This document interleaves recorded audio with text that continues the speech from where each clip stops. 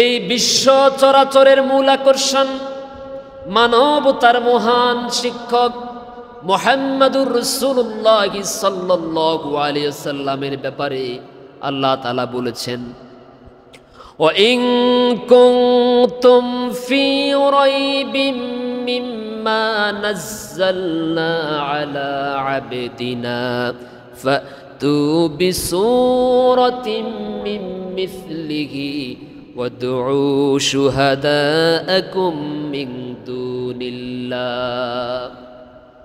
এই যে এখানে আবদিনা শব্দটা ব্যবহার করেছেন, অর্থাৎ আল্লাহ তাআলা বুঝাতে চাইলেন আমি আমার গোলাম, আমি আমার বান্দার মুহাম্মদ সাল্লাল্লাহু আলাইহি সাল্লামের উপরে যে কোরআন নাযিল করেছি, কোরআন অবতীর্ণ করেছি, দুনিয়ার কাফেররা অবিশ্বাসীরা তোমরা যদি মনে করো আমার বান্দার উপরে নাযিল করা, এখানে বান্দা মানে কে বলেন?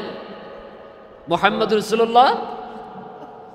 আমি আমার গোলামের উপরে, আমি আমার বান্দার উপরে, অর্থাৎ মুহাম্মদ সাল্লাল্লাহু আলাইহি ওয়াসাল্লামের উপরে যে কোরআন নাযিল করেছি, এই কোরআনের ব্যাপারে তোমরা যদি সন্দেহ পোষণ করো, কোরআনের ভিতরে ভুল আছে যদি তোমরা মনে করো, তাহলে তোমরা পৃথিবীর সব মানুষগুলো ঐক্যবদ্ধ হয়ে যাও।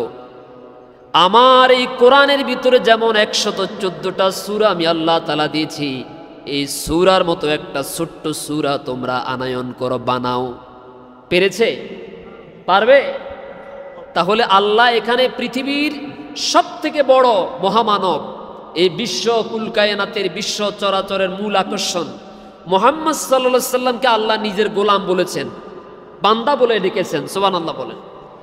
আবার বলেছেন তাবারাকাল্লাযী নাযালাল ফুরকানা আলা আবদিহি লিয়াকুনা লিল আলামিনা নাযীরা। আবদিহি তার গোলাম, তার বান্দা।